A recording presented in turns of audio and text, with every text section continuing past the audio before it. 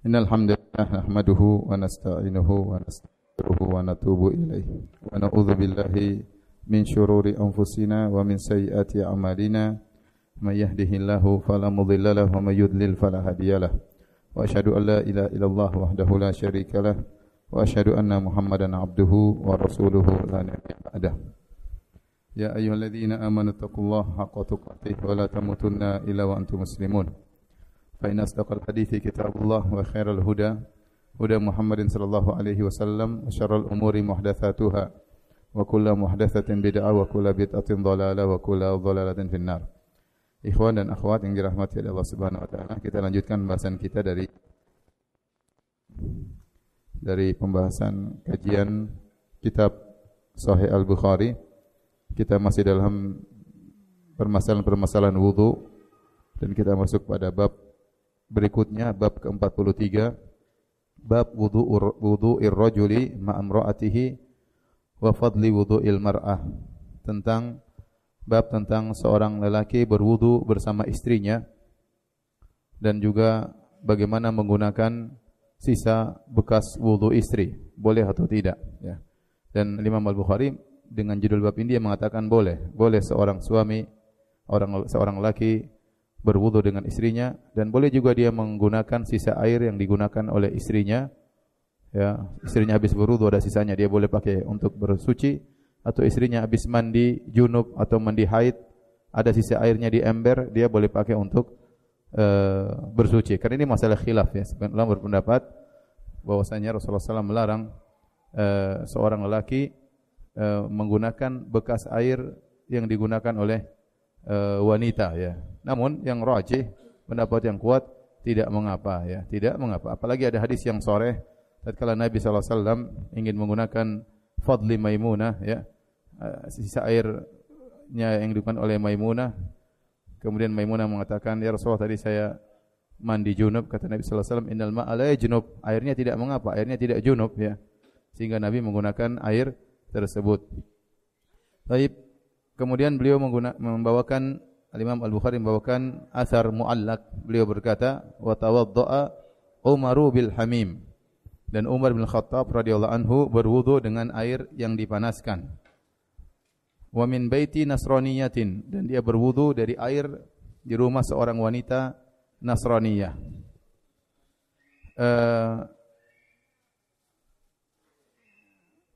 Ini dijadikan dalil oleh Imam Al-Bukhari. Ini dua asar, ya. Imam Umar berwudu dengan air yang dipanaskan. Yang kedua, Umar berwudu dari rumah seorang wanita Nasraniyah. Adapun pendalilan dari Umar berwudu dengan air yang dipanaskan ini tidak begitu kuat, tidak begitu zahir. Tapi ada ihtimal bahwasanya Umar, istrinya juga menggunakan air tersebut, ya, bersama dengan Umar, karena ini menggunakannya di rumah. Ya, biasanya air dipanaskan di mana? Di rumah. Jadi ada ihtimal Imam Bukhari sering berdalil dengan kemungkinan. Tatkala kemungkinan tersebut datang, maka dijadikan dalil oleh Al-Imam Al-Bukhari. Tatkala Umar bin Khattab berwudu dengan air yang dipanaskan, ya, kemungkinan yang panaskan adalah apa? Istrinya, dan kemungkinan airnya digunakan bersama. Ini juga dalil bahwasanya boleh berwudu, bersuci dengan air yang dipanaskan, ya. Memang benar dalam sebagian pendapat dalam mazhab Syafi'i bahwasanya tidak boleh atau makruh berwudu dengan air musyammas. Musyammas itu air yang dipanaskan di bawah terik matahari, ya. Dipanaskan di bawah terik matahari. Beda antara air dipanaskan dengan api dengan air dipanaskan dengan apa? Matahari, ya. Nah, kalau air yang dipanaskan dengan matahari datang dalam hadis, ada hadis melarang, tapi hadisnya dhaif.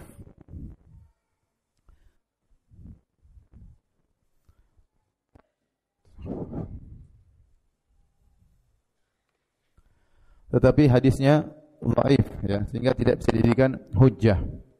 Kemudian kita dapati Al-Imam Al-Syafi'i rahimahullah dalam kitabnya beliau berkata, "Inni la akrahu al-ma' al-musyammas illa min jihati." Kata Imam Syafi'i, "Inni la akrahu al-ma' al-musyammas illa min jihati at-tib." Kata Imam Syafi'i rahimahullah dalam kitabnya di awal dari kitab Thaharah, dia berkata, "Aku tidak benci, tidak memandang makruh menggunakan air yang dipanaskan dengan matahari kecuali dari sisi kedokteran atau kesehatan. Jadi Imam Syafi'i tidak memandang berdalil dengan hadis yang datang tentang larangan menggunakan air yang dipanaskan matahari, hadisnya dhaif, tapi ada kabar-kabar bahwasanya kalau seorang berwudu dengan air yang dipanaskan dengan matahari bisa menimbulkan penyakit baros atau penyakit tertentu di kulit. Sehingga Imam Syafi'i mengatakan, aku tidak suka menggunakan air yang dipanaskan tidak lain kecuali karena dari sisi apa? Kesehatan. Ya.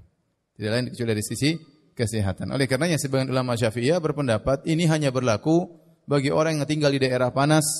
Ada yang mengatakan lagi kecuali kalau airnya diletakkan di tembaga sehingga tatkala terkena matahari terjadi ada proses tertentu pada air tersebut dan ini mempengaruhi kesehatan kulit dan macam-macamnya. Intinya dia tidak memandang makruh secara syar'i. Tetapi dia tidak suka karena bisa menimbulkan apa? Penyakit. Nah, sebagian ulama membantah bahwasanya secara kesehatan pun tidak membuktikan itu bisa menimbulkan apa? Penyakit kulit. Intinya tidak ada dalil tentang dilarangnya menggunakan air yang dipanaskan matahari, apalagi air yang dipanaskan dengan api. Jadi boleh-boleh saja ya. Ini sangat penting terutama di daerah-daerah orang-orang yang tinggal di daerah dingin yang ada 4 musim ya. Musim dingin ya, maka butuh untuk memanaskan air ya. Apakah airnya memanaskan dengan api atau dengan yang lainnya ya. Karena saya pernah mengalami kasus ini jadi saya ingat terus kasus ini waktu saya pergi dari Jawa menuju Papua atau sebaliknya dari Papua menuju Jawa. Kemudian saya naik kapal ya. Di kapal airnya panas, hangat. Airnya hangat. Maka ada seorang kiai berfatwa tidak boleh wudu pakai air di kapal. Wah, repot akhirnya orang. Ada yang tayamum, ada yang pakai botol aqua dan aqua mahal di kapal ya. Dan merepotkan banyak orang. Ya. Kalaupun kita ambil pendapat itu pun makruh, tidak sampai tidak apa? Tidak boleh, apalagi di kapal enggak air bersih jarang ya, air untuk minum jarang. Inilah terkadang ada fatwa menyesatkan seperti ini berbahaya. Akhirnya orang satu kapal kebingungan ya. Bagaimana mau berwudu untuk sholat sementara air rata-rata hangat dipanaskan. Panasnya pun pakai apa? Mesin bukan pakai matahari ya. Jadi yang jelas air dipanaskan tidak ada masalah. Imam Syafi'i sendiri mengatakan saya memandang makruh karena dari sisi apa? Kesehatan, bukan karena masalah syar'i. Dan Umar bin Khattab radhiyallahu anhu pernah berwudu dengan air yang dipanaskan, bilma al-hamim atau bil hamim itu air yang dipanaskan. Kemudian sisi berikutnya wa min baiti nasraniyatin. Umar bin Khattab radhiyallahu anhu berwudu dari rumah seorang wanita Nasraniyah ya, bisa jadi suaminya adalah muslim ya. Umar pergi ke rumahnya kemudian berwudu dari air yang ada di rumah tersebut. Dan ada kemungkinan kata Ibnu Hajar menjelaskan sisi pendalilan Al-Imam Al-Bukhari bahwasanya wanita Nasraniyah ini ya, dia kemungkinan menggunakan air tersebut karena air tersebut disimpan mesti digunakan oleh wanita Nasraniyah tersebut juga. Bisa jadi dia haid, wanita Nasraniyah tersebut haid, kemudian dia tatkala hendak digauli oleh suaminya mempersyaratkan dia harus mandi bersih sehingga dia bersuci dengan air tersebut. Sisa airnya digunakan oleh Umar, maka tidak mengapa. Oleh karenanya sisi pendalilannya kalau Umar boleh menggunakan sisa air yang digunakan oleh wanita Nasraniyah untuk berwudu, maka lebih utama boleh menggunakan sisa air yang digunakan oleh wanita apa? Muslimah. Ini sekedar sisi pendalilan oleh Al-Imam Al-Bukhari. Perlu mikir dikit ya. Baik, kita lanjutkan hadis berikutnya. Al-Imam Al-Bukhari berkata, qala haddatsana Abdullah bin Yusuf qala akhbarana Malik an Nafi' an Abdullah bin Umar annahu qala kana ar-rijalu wan nisa'u yatawadda'una fi zamani Rasulillah sallallahu alaihi wasallam jami'an. Kata Ibnu Umar bahwasanya para lelaki dan wanita mereka berwudu di zaman Rasulullah sallallahu berbarengan. Mereka berwudu di zaman Rasulullah sallallahu berbarengan. Di sini Ibnu Umar berdalil dengan mengatakan para lelaki dan wanita di zaman Nabi sallallahu alaihi wasallam. Mereka menyandarkan kejadian ini di zaman Nabi sallallahu alaihi wasallam. Sehingga sesuatu yang terjadi di zaman Nabi sallallahu alaihi wasallam dilakukan oleh para sahabat dan Nabi tidak menegur, berarti hukumnya boleh.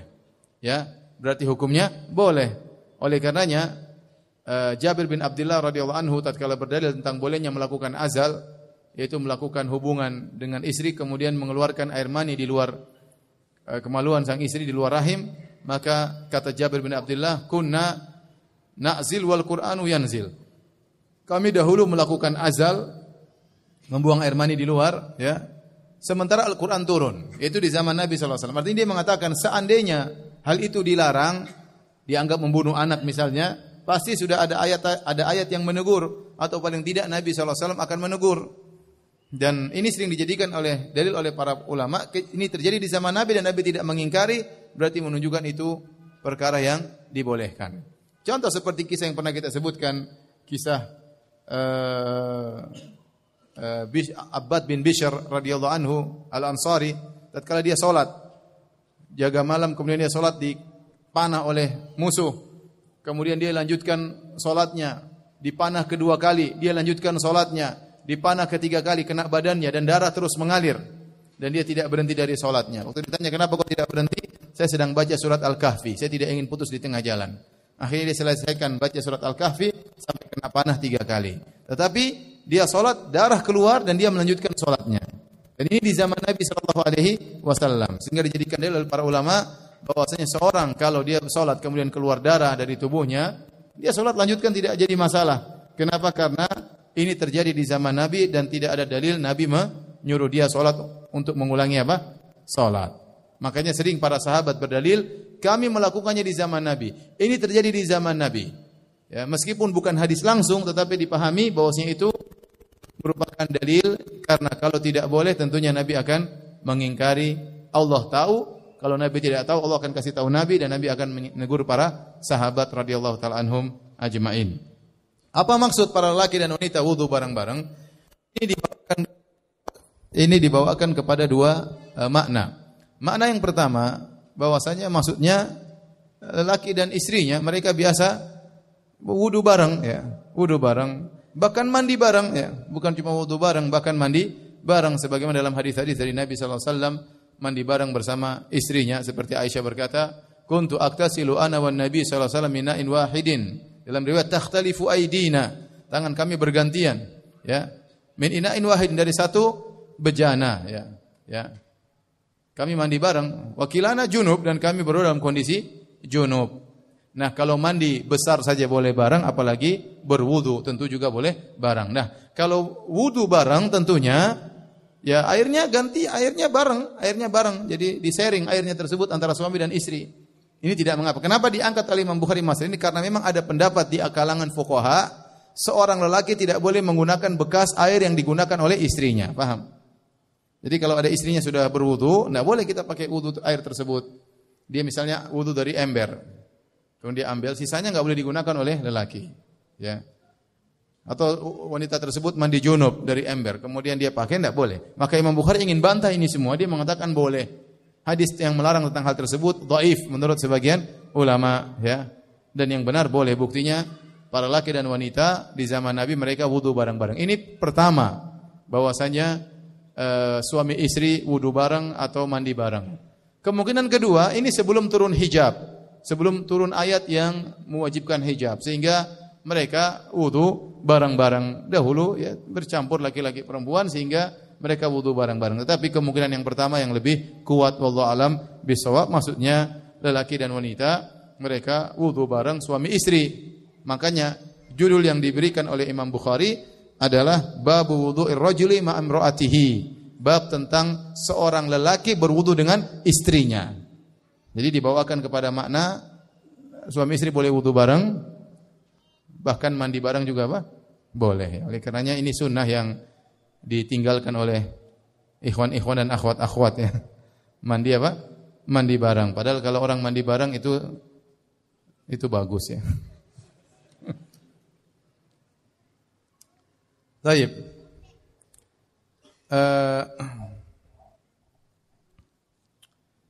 Kita lanjutkan, ya. Bab berikutnya. Bab sabbin Nabi sallallahu alaihi wasallam wudu'ahu 'alal mugma alaihi. Bab tentang Nabi sallallahu alaihi wasallam menumpahkan air wudunya di atas orang yang pingsan. Al-Imam Al-Bukhari berkata qala haddatsana Abu Walid qala haddatsana Syu'bah an Muhammad ibn al-Munkadir qala sami'tu Jabiran yaqul, aku mendengar Jabir radhiyallahu anhu berkata, jaa Rasulullah sallallahu alaihi wasallam yauduni, Rasulullah sallallahu datang menjengukku. Jadi Jabir lagi sakit.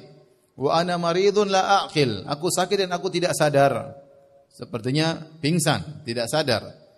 Fatawadda'a wa sabba alayya min wudu'ihi. Maka Nabi pun berwudu, kemudian dia mengambil sisa wudunya, ya. Kemudian dia tumpahkan kepadaku. Fa aqaltu, aku pun sadar. Fa qultu ya Rasulullah, limanil mirath? Waktu aku sadar, aku bertanya, ya Rasulullah, warisan buat siapa? Innama yarithuni kalalah. Sungguhnya yang mewarisiku hanyalah kalalah. Ini masalah warisan, ya. Seorang laki meninggal tidak ada ayahnya, tidak ada anaknya, cuma ada saudari perempuannya misalnya, ya, ini masalah warisan. Fanazalat ayatul faraid, maka turunlah ayat tentang masalah warisan.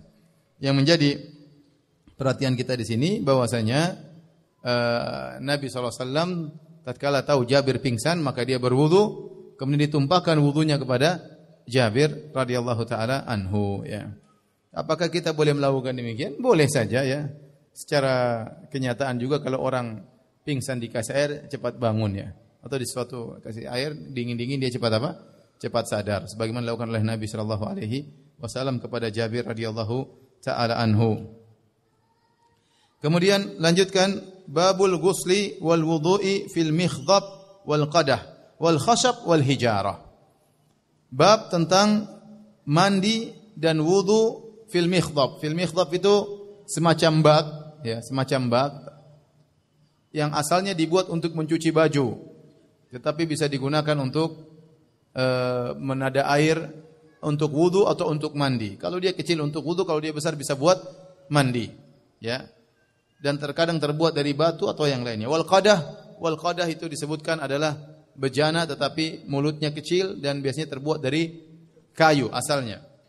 Ya, wal khashab wal hijarah, atau tempat bejana terbuat dari kayu maupun bejana yang terbuat dari batu. Intinya Imam Al-Bukhari nanti akan membawakan hadis-hadis bahwasanya boleh seorang berwudu dari bejana yang terbuat dari batu, dari kayu, dari kulit, dari tembaga, ya, bahkan dari kaca, ya, enggak apa-apa, kita berwudu dari air yang diletakkan di tempat tersebut, ya. Adapun kalau terbuat dari emas dan perak, maka ini ada larangan, ya, menggunakan misalnya tempat wudunya terbuat dari emas, ini jadi masalah, ya. Terbuat dari perak ada khilaf juga, jadi masalah, ya. Dia taruh air tempat di perak kemudian karena ini mewah, ya, mewah, apa namanya, emas dan perak, ya. Tetapi kalau selain daripada itu seperti tembaga, seperti kuningan, seperti mungkin kaca, mungkin kayu, apapun tempatnya diletakkan air, kita boleh berwudu dari air tersebut yang diletakkan di tempat-tempat tadi. Imam Al-Bukhari membawakan hadisnya, qala haddatsana Abdullah bin Munir sami'a Abdullah ibn Bakar qala haddatsana Humaid an Anasin qala hadratis salatu faqama man kana qaribad dar ila ahlihi. Para sahabat sedang bersama Nabi sallallahu alaihi wasallam di rumahnya, tiba-tiba datang waktu salat, maka sahabat yang rumahnya dekat pulang ke rumahnya. Wa baqiya qaum, dan masih banyak orang yang masih tersisa bersama Nabi sallallahu alaihi wasallam. Fa utiya Rasulullah sallam bi mikhdabin min hijarah. Maka didatangkanlah bejana mikhdab. Mikhdab tadi saya katakan asalnya tempat untuk buat cuci pakaian, bisa besar bisa kecil, ya. Yang terbuat dari batu, fihi ma, ada air di situ. Fasagural mikhdab an yabsuta fihi kaffahu. Ternyata mikhdab tersebut kecil, Nabi ingin membentangkan kedua tangannya, tidak cukup. Mikhdab tersebut rupanya kecil mulutnya. Fatawadda al-qaumu kulluhum. Ya, maka Nabi berwudu dari air tersebut, disebutkan dalam riwayat yang lain, maka keluar air dari tangan Nabi sallallahu alaihi wasallam, ya, mukjizat dari Nabi sallallahu alaihi wasallam, padahal air cuma sedikit di tempat tersebut. Qulna kam kuntum, kami bertanya, berapa jumlah kalian tatkala itu? Ya, kata Anas bin Malik, samanin wa ziyadah, yaitu 80 orang lebih. Saya bacakan dalam riwayat yang lain, hanat salatul asr, waktu itu tiba waktu salat asar. Faltamasan nasu alwadu'a, maka orang-orang mencari air untuk berwudu. Ya, falam yajiduh, dan mereka tidak mendapatkan air untuk berwudu. Fa utiya biwudu'in, maka didatangkanlah kepada Nabi air sedikit untuk berwudu. Fa wada'a Rasulullah sallallahu alaihi wasallam fi dzalikal ina'i yadahu, maka Nabi meletakkan tangannya di tempat bejana tersebut. Amaran nasa wa amaran nasa an yatawaddau minhu. Kemudian Nabi mengatakan wudu dari tempat tersebut. Faraitul ma yambu'u min tahti asabihi. Aku lihat air muncrat atau keluar mengalir dari bawah jari-jari Nabi sallallahu alaihi wasallam. Jadi ini kejadian berulang-ulang. Dalam sebagian riwayat para sahabat berwudu ada jumlahnya 80 lebih. Dalam sebagian riwayat 300 orang. Dari air yang sedikit tadi ternyata cukup untuk berwudu 80 orang dalam sebagian riwayat, dalam sebagian kondisi yang lain 300 orang. Dan ini mukjizat Nabi sallallahu alaihi wasallam, ya. Dan ini sebagaimana pernah kita sampaikan mirip dengan mukjizat Nabi Musa alaihissalam, tapi Nabi Musa keluarkan air dari batu, kalau Nabi lebih canggih lagi dari mana?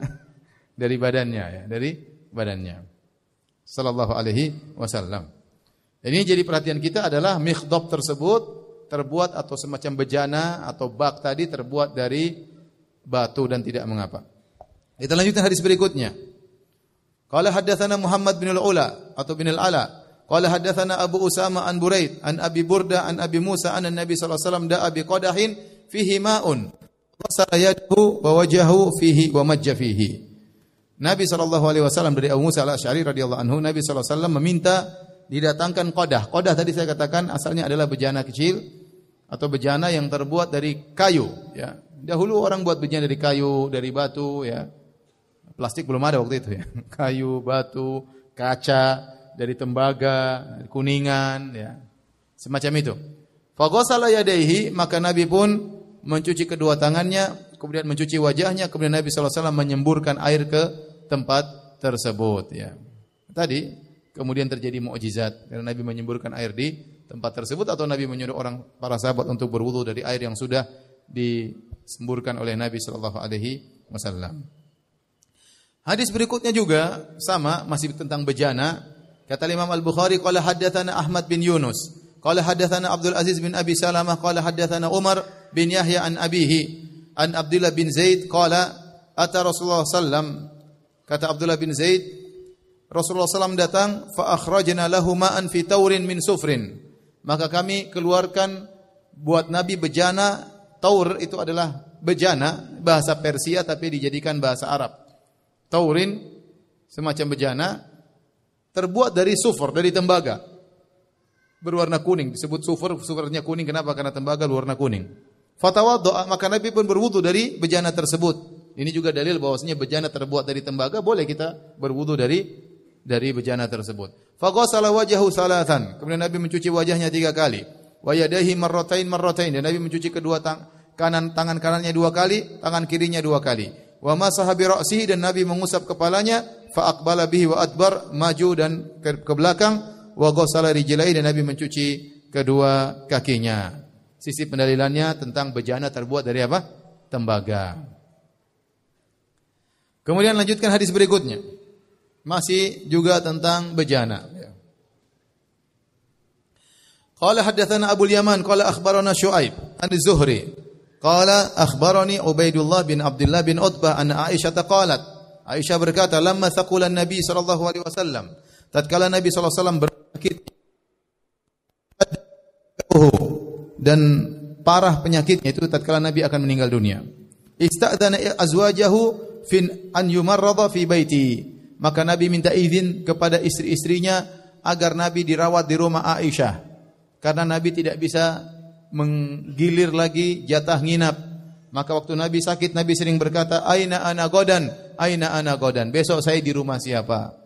Besok saya di rumah siapa? Kalau Nabi sakit parah, setiap hari harus pindah rumah, Nabi merasa berat. Maka Nabi mengatakan, besok saya di rumah siapa? Maka para ulama khilaf, apakah Nabi menyampaikan secara sharih dengan jelas, wahai istri-istriku, saya minta izin tinggal di rumah Aisyah, atau Nabi hanya memberi isyarat, besok saya di mana, besok saya di mana. Para istri-istri Nabi paham bahwasanya Nabi ingin di rumahnya siapa? Aisyah. Karena Nabi SAW sangat mencintai siapa? Aisyah. Akhirnya istri-istri Nabi mengizinkan agar Nabi tidak menjalankan jatah giliran nginap. Kenapa? Beliau dalam kondisi berat, sehingga beliau hanya nginap di rumah Aisyah saja radhiyallahu anha, dirawat di rumah Aisyah sampai akhirnya meninggal di rumah Aisyah. Kata sebagian ulama, ini dalil bahwasanya seorang wanita mengalah demi menyenangkan suaminya. Ya. Setiap istri siapa yang tidak ingin suaminya nginap di rumahnya? Ya, tetapi istri-istri Nabi semuanya mengalah sehingga mereka yang penting Nabi senang, meskipun nginap di madunya, ya. Oleh karenanya sebagaimana lelaki belajar mengalah kepada istri menyenangkan istri, istri juga hendaknya mengalah agar menyenangkan apa? Suami. Tergantung menyenangkan apa dulu, Ustaz. Tetapi demikianlah bagaimana para istri Nabi SAW, wanita salehah, mereka mengalah meskipun jatah nginap mereka diambil untuk diberikan kepada Aisyah dan itu tidak mengatakan mereka ridha. Kita lanjutkan. Fa'adzinna lahu, maka istri Nabi pun mengizinkan Nabi untuk nginap di rumah Aisyah dirawat. Fa kharaja Nabi sallallahu alaihi wasallam baina rajulaini takhuttu rijlahu fil ardi. Maka Nabi suatu hari keluar menuju masjid, dibopong oleh dua orang sampai-sampai mereka angkat Nabi sampai kedua kaki bergeser-geser, tergesek-gesek ke tanah. Ya. Baina Abbasin wa rajulin akhar. Yang memikul kata Aisyah radhiyallahu anha yaitu Abbas, paman Nabi Abbas bin Abdul Muttalib dan lelaki yang lain. Aisyah tidak menyebut namanya siapa lelaki tersebut. Jadi yang bopong Nabi dua orang, yang satu siapa? Abbas, yang satu seorang yang lain kata Aisyah. Tapi para ulama mencari, ya. Qala Ubaidillah, fa ukhbirtu Abdullah bin Abbas, fa akhbartu Abdullah bin Abbas, fa qala atadri man ar-rajul akhar? Aku sampaikan ya hadis ini kepada Abdullah bin Abbas, anaknya Abbas. Kemudian Abdullah bin Abbas, bapaknya yang bopong Nabi. Maka Ibnu Abbas berkata, atadri man ar-rajul akhar? Tahukah kamu siapa lelaki lain yang membopong Nabi bersama bapakku Abbas? Qultulah, aku tidak tahu. Kata Ibnu Abbas, huwa Ali. Dia adalah siapa? Ali bin Abi Thalib. Timbul pertanyaan, kenapa Aisyah tidak menyebut Abbas dan Ali? Kok dia tidak menyebut nama Ali? Kata para ulama, ada dua kemungkinan. Kemungkinan pertama, Aisyah masih ada perasaan agak dongkol sama Ali bin Abi Thalib. Kenapa? Ada kejadian waktu Aisyah radhiyallahu anha dituduh berzina oleh orang-orang munafik sampai Nabi tidak mendatangi Aisyah dalam waktu yang lama. Kemudian Nabi SAW mendatangi para sahabat. Di antaranya Nabi curhat kepada Ali bin Abi Thalib. Maka Ali bin Abi Thalib waktu didatangi oleh Nabi, kata Ali bin Abi Thalib, ya Rasulullah, ngapain susahkan diri, gampangnya demikian. Wan nisa siwaha katsir. Wanita-wanita selain Aisyah banyak. Udah ceraikan aja. Intinya gitu. Dan hadisnya disampaikan oleh Aisyah. Waktu Nabi ketemu Ali radhiyallahu anhu ngomongnya demikian. Ali bukan maksudnya jengkel sama Aisyah, tidak. Tapi Ali tidak ingin Nabi pusing. Nabi sedih, istrinya dituduh berzina, iya atau tidak. Maka Ali kasih solusi, ya sudah Rasulullah, ya udah cerai saja. Wanita masih banyak, nikah dengan yang lain. Rupanya itu masuk ke hati siapa? Aisyah. Bayangkan. Wajar kalau Aisyah, nama sahabatnya. Aisyah bagaimana tidak dongkol, sementara kalau dia harus cerai sama siapa? Nabi SAW. Seandainya Nabi mengambil ide Ali, tercerailah siapa? Aisyah. Maka itu masuk ke hati Aisyah, wajar. Maka dia mengatakan Nabi dibopong oleh Abbas dan laki-laki satunya lagi. Tidak disebut namanya. Ini kemungkinan pertama. Kemungkinan kedua, datang dalam hadis-hadis yang lain. Ternyata yang membopong Nabi banyak orang.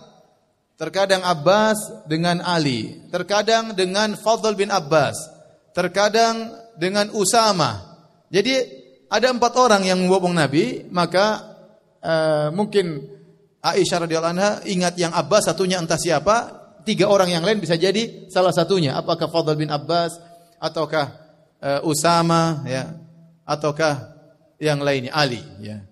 Dan di kemungkinan kedua lebih baik kita bawakan, ya, lebih aman, ya, daripada kita mengatakan Aisyah apa masih menyimpan sesuatu di hatinya tentang Ali. Tapi seandainya Aisyah menyimpan sesuatu, wajar, ya, karena tadi Ali yang pernah kasih ide kepada Nabi, ya sudah Rasulullah, kalau memang kau pusing, udah ceraikan aja, ganti istri yang lain, ya.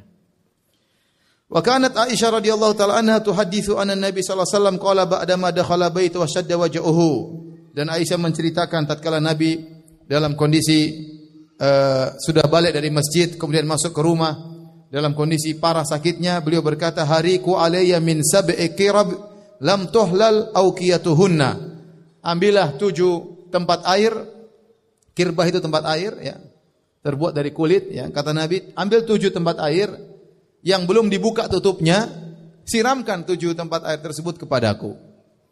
Kata para ulama di antara Ibnul Mulaqin mengatakan, kenapa Nabi milih air yang belum dibuka? Karena Nabi ingin bertabarruk. Tatkala mereka biasa menutup air, mereka bilang bismillah, ya. Jadi air tersebut sudah dikatakan apa? Bismillah. Kemudian air tersebut belum disentuh yang lainnya, maka lebih bersih. Yang ketiga, air tersebut lebih dingin dan Nabi ingin menggunakan air yang lebih dingin, ya. Adapun kenapa 7, ada yang mengatakan Nabi bertabaruk dengan angka 7, ya, karena banyak hal-hal yang dalam syariat angkanya 7, ya. Tawaf 7 kali misalnya, sa'i 7 kali misalnya, makan korma ajwa 7 butir misalnya, dan yang lain-lainnya, sehingga Nabi memilih angka 7. Wallahu a'lam bishawab, tidak ada dalil yang lebih tegas dalam hal ini. Kata Nabi, la'alli ahdu ilan nas, saya ingin mandi, semoga saya bisa ketemu dengan orang-orang untuk memberikan nasihat. Wa ujlisa fi mikhdab, ini jadi perhatian kita di sini. Wa ujlisa fi mikhdab li Hafsata zaujin Nabi sallallahu alaihi wasallam. Maka kami memandikan Nabi didudukkan di semacam bak milik Hafsah, ya. Jadi mereka punya barang-barang sedikit, ya. Makanya ini bak milik siapa? Aisyah tahu. Ini bak milik siapa? Hafsah, cuma dipinjam oleh siapa? Aisyah. Makanya waktu kisah Aisyah cemburu, Aisyah pukul tangan pembantu, kemudian piring pecah, Nabi ganti dengan piring yang lain. Karena memang mereka punya piring terbatas. Mereka punya piring terbatas, mereka punya bak apa? Terbatas, ya. Baju juga jumlahnya terbatas. Mereka hidup sederhana. Dan disebut dalam riwayat bahwasanya mikhdab atau bak milik Hafsah yang digunakan untuk mandi oleh Nabi sallallahu alaihi wasallam itu terbuat dari tembaga. Tsumma tafiqna nasubbu alaihi min tilk, maka kami para istri-istri Nabi menyiramkan air kepada Nabi sallallahu alaihi wasallam. Hatta tafiqa yushiru ilaina, sampai Nabi memberi isyarat an qad fa'altunna. Sudah selesai. Jangan terus, sudah selesai. Tapi Nabi tidak ngomong karena sudah sulit untuk ngomong. Nabi cuma kasih apa? Isyarat. Para istri Nabi sudah paham, sudah tidak disiram lagi. Tsumma kharaja ilan nas, kemudian beliau pun keluar menuju orang-orang. Baik. Kita lanjutkan. Bab al-wudu' min at-taur. Berwudu dari bejana at-taur. Sama, ini salah satu bentuk bejana, ya. Kata Imam Al-Bukhari, qala haddatsana Khalid bin Makhlad, qala haddatsana Sulaiman, qala haddatsani Amr bin Yahya, an abihi qala kana ammi yukthiru min al-wudu'. Qala li Abdullah bin Zaid, ya, akhbirni kaifa ra'aita Nabi sallallahu alaihi wasallam yatawaddau. Pamanku bertanya kepada Abdullah bin Zaid, kabarkan kepada aku bagaimana engkau melihat Nabi berwudu. Fada'a bi taurin min ma'in, maka dia pun minta untuk didatangkan taur. Taur tadi bejana terbuat dari tembaga, ya, isinya air. Fa aqfa ala yadayhi, maka dia pun miringkan bejana tersebut. Bejana tersebut punya bentuk tertentu, cuma saya tidak tahu. Cuma itu bejana. Terbuat dari apa? Dari tembaga, ya. Disebut dengan taur karena dia memiliki bentuk tertentu. Kemudian dimiringkan untuk mencuci kedua tangannya. Fa ghasalahuma thalatha mirar, maka dia pun mencuci kedua tangannya 3 kali. Tsumma adkhala yadahu fit taur. Kemudian Nabi masukkan tangannya di bejana tersebut. Famat madha wastansara thalatha marratin min ghurfatin wahidah. Maka Nabi pun berkumur-kumur, kemudian menghirupkan air, menghembuskan air dari hidungnya 3 kali dengan satu tangan, satu cidukan. Tsumma adkhala yadahu faghtarafa biha faghasala wajhahu thalatha marrat. Kemudian Nabi masukkan tangannya, dia ciduk air dari bejana tersebut, kemudian mencuci wajahnya 3 kali. Tsumma ghasala yadayhi ilal mirfaqaini marratain. Kemudian Nabi mencuci tangan kanannya 2 kali, tangan kirinya 2 kali. Tsumma akhadha bi yadihi ma'an famasa ra'sahu fa adbara bihi wa aqbal. Kemudian Nabi mengambil air lagi, Nabi mengusap kepalanya maju dan mundur, ya. Tsumma ghasala rijlaihi, kemudian Nabi mencuci kedua kakinya. Kemudian Abdullah bin Zaid berkata, hakadza ra'aitu Nabi sallallahu alaihi wasallam yatawadda. Demikianlah aku melihat Nabi caranya berwudu. Sama, ini juga dalil tentang boleh menggunakan bejana dari tembaga. Taib. Kita masuk pada bab yang terakhir. Bab al-wudu fil mut. Karena minggu depan sudah masuk tentang al-mas al-khuffain, bab yang lain. Bab berwudu dengan mut. Apa itu al-mut? Jadi mut 4 mud sama dengan 1 sa'. 1 sa' sama dengan ukuran zakat fitrah.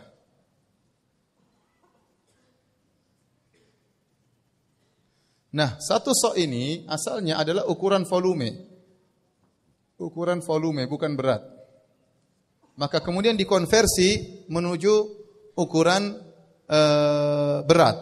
Maka kira-kira 2,5 kilogram. Dan ini berbeda-beda. Oleh karenanya ada daftar disebut oleh para ulama.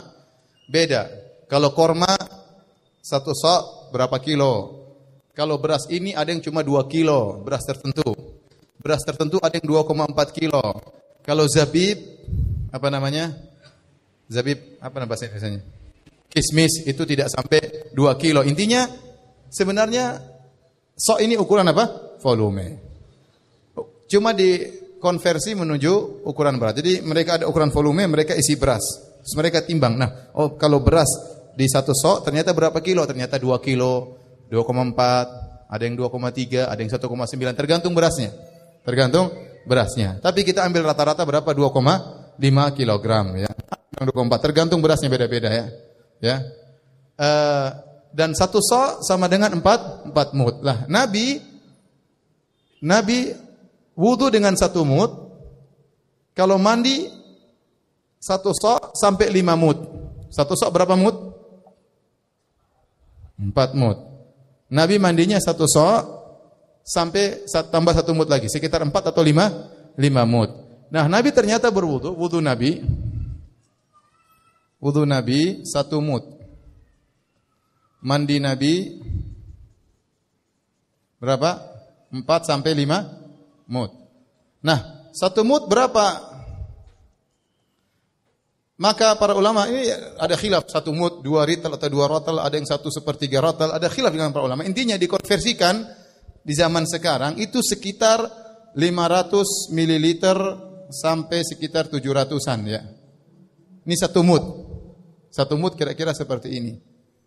Jadi kalau antum ingin berwudu, ya, ada yang mengatakan 550, ada yang mengatakan 600. Inilah khilaf di kalangan para ulama, tapi dikira-kira setengah liter itu adalah satu mud. Kalau botol aqua yang agak apa?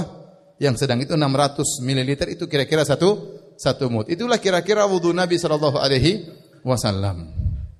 Paham? Baik. Yang benar bahwasanya ukuran mandi maupun wudu tidak ada ukuran tertentu dari syariat. Ini cuma disebutkan Nabi berwudu dengan demikian. Maka orang boleh lebih sedikit, boleh kurang sedikit, tidak jadi masalah. Adapun pendapat sebagian ulama, barang siapa yang berwudu kurang dari 1 mud, tidak sah, itu ada pendapat sebagian ulama. Namun itu tidak benar, tidak ada dalilnya. Jadi kalau orang buat wudu dengan 1 botol aqua yang 200 ml, itu tidak sah menurut sebagian ulama. Karena kurang dari 1 mud. 1 mud sekitar 500 ml. Adapun gelas aqua yang kecil itu tidak sampai 1 mud. Tapi yang benar tidak ada dalilnya. Oleh karena seorang boleh berwudu, kalau air enggak ada segitu cukup ya segitu. Kalau air ada, usahakan sekitar 500 ml karena Nabi biasanya berwudu dengan 500 ml agar seorang bisa berwudu dengan sempurna. Kalau terlalu sedikit susah untuk apa? Sempurna. Tetapi kalau dalam kondisi darurat kita di pesawat atau yang lainnya, cukup air sedikit, enggak ada masalah ya. Sebagian ulama mengatakan tergantung besar orangnya.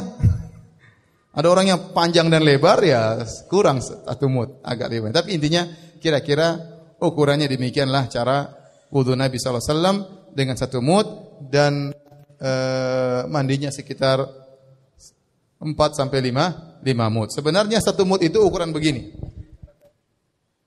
1 mud itu ukuran 2 telapak tangan. Lelaki yang tingginya wajar, ukuran tangannya biasa. Bukan air, tapi untuk ambil beras. Kalau air kan dia datar dan turun, beras. Kalau ambil beras. Sampai ada seorang ulama di Madinah, kalau dia ingin bayar zakat, dia cuma ambil 4 kali. 1, 2, 3, 4, selesai. Enggak usah timbang-timbang, itu bawa. Tapi intinya lebih hati-hati menggunakan ukuran sudah dikonversi zaman sekarang, yaitu sekitar 2,5 kilogram kalau untuk beras ya. Baik ikhwan dan akhwat, kita salat dulu, habis salat kita lanjutkan ya. Bila kita sedang mendaki gunung, saat di atas gunung kondisi tidak ada air, bolehkah kita tayamum sedangkan ada air minum hanya cukup untuk minum? Ya boleh. Ya. Kalau ternyata di atas gunung tidak ada air kecuali air untuk minum, kita tayamum karena air ini untuk apa? Untuk minum. Apakah tasbih membatalkan wudu? Saya tidak tahu tasbih membatalkan wudu. Tidak ada dalilnya bahwasanya tasbih begini membatalkan apa? Wudu. Wallahu a'lam bishawab. Apakah wudu kalau setelah wudu disentuh wanita batal? Wanita tersebut menyentuh saya juga batal atau tidak? Menurut mazhab Syafi'i, kalau yang menyentuh adalah wanita yang bukan mahram, ya, yang mungkin untuk dinikahi, demikian juga yang sudah dinikahi, ya. Jadi selama bukan mahram, apakah yang mungkin dinikahi atau sudah dinikahi istri maksudnya, maka membatalkan wudu. Ini mazhab Syafi'i. Namun pendapat yang lebih benar bahwasanya tidak membatalkan wudu, ya. Tidak membatalkan wudu. Yang dimaksud dengan aula mastumun nisa yaitu atau kau menggauli para istrimu. Ketika mengusap kepala, apakah cukup menggunakan air sisa membasuh tangan atau harus mengambil air yang baru untuk mengusap kepala? Kalau dikatakan cukup, tetapi sunnahnya Nabi mencelupkan tangannya lagi ke bejana. Maka kita air yang baru kita usapkan ke kepala. Sunnahnya demikian.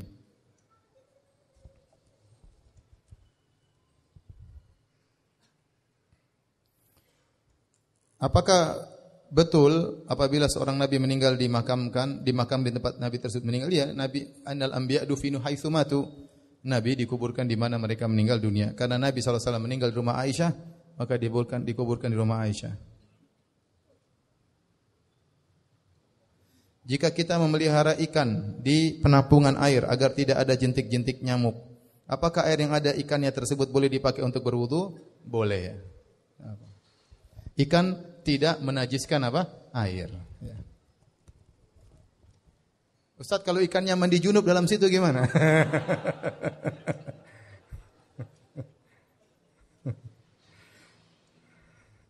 Ustaz, bagaimana cara wudu madhab Hambali?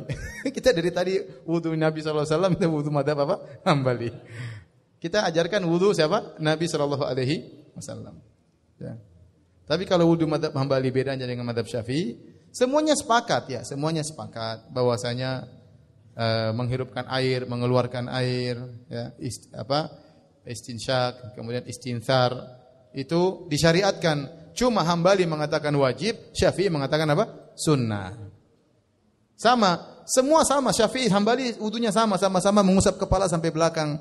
Cuma kata Hambali ini wajib, kata Syafi'i tidak wajib, yang wajib cuma begini. Tapi kalau antum wudunya seperti yang disebutkan dalam hadis depan belakang, berarti antum sudah sesuai dengan mazhab Syafi'i. Bahkan sunnahnya, mazhab Syafi'i dalam bukunya sunnah wudu begini, menghirupkan air, mengeluarkan, ya. Jadi ini juga mazhab Syafi'i sama, cuma bedanya mazhab Syafi'i memandang itu sunnah, mazhab Hambali memandang itu apa? Wajib.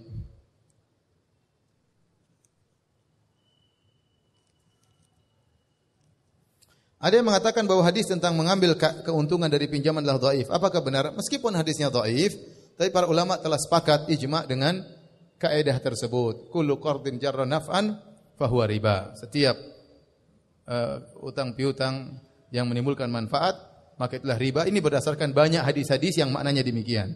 Mereka bicara tentang lafal itu. Lafal itu mungkin tidak sahih, tetapi kandungan hadis-hadis semuanya mengarah kepada itu. Maka dibuatlah kaidah tadi. Setiap hutang yang menimbulkan keuntungan karena hutang tersebut, maka itu adalah apa? Riba, ya.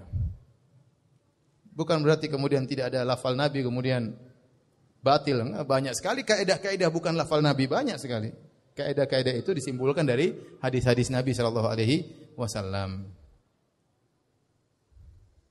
Apakah boleh anak laki-laki yang sudah dewasa membandingkan jenazah ibunya? Tidak boleh. Yang boleh hanya suami istri. Suami boleh memandikan istrinya, istri boleh memandikan apa? Suaminya. Karena anak dan ibu tidak boleh melihat aurat, tetapi suami istri boleh.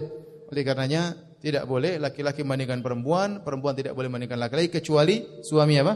Istri.